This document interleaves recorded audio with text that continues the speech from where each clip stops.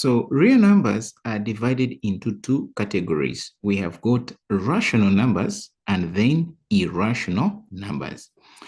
Note that rational numbers, these ones can be written as fractions, whereas irrational numbers cannot be written as fractions. Okay, now rational numbers include integers, they include fractions and decimals, but only decimals that can be written as fractions.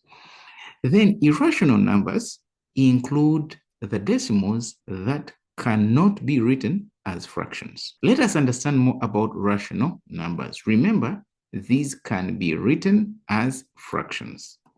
Now, they include integers. Integers include positive integers. Remember, positive integers are also called natural numbers. For example, 1, 2, 3, 4, 5. Then we have got a 0. We have got negative integers, as you can see here. These are some of the examples of negative integers. Now, why are they rational numbers? Remember, rational numbers, these can be written as fractions. Take an example of 3. When we write 3 over 1, this will be a fraction.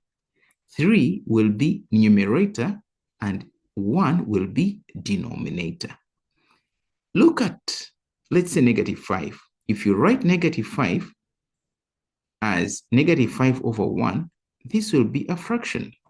Negative 5 being the numerator, 1 being the denominator. Okay? Now, let's talk about fractions. This is another category of rational numbers.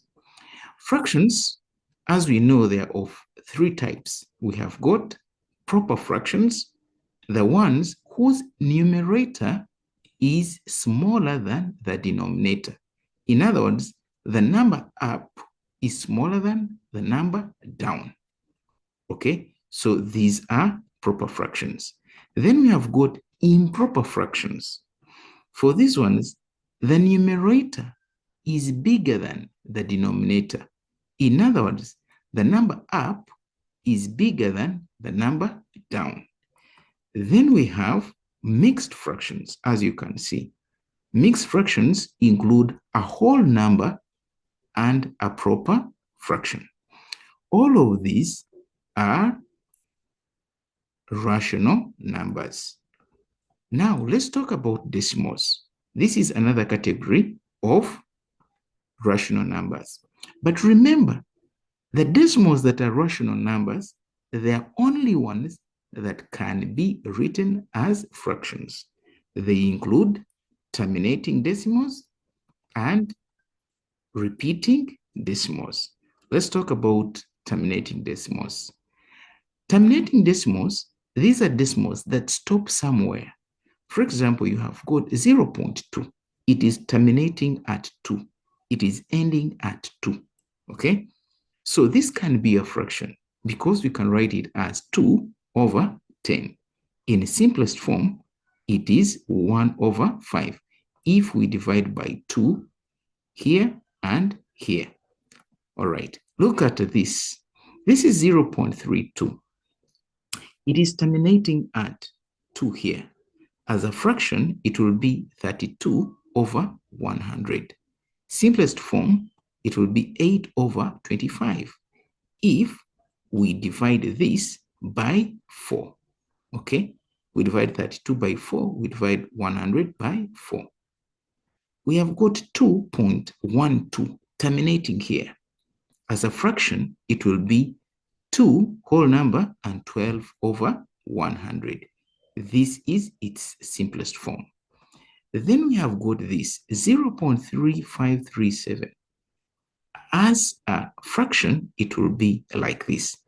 Now, note that 1 over 5, 8 over 25, this 3 over 25, this is what we call simplest form. Okay?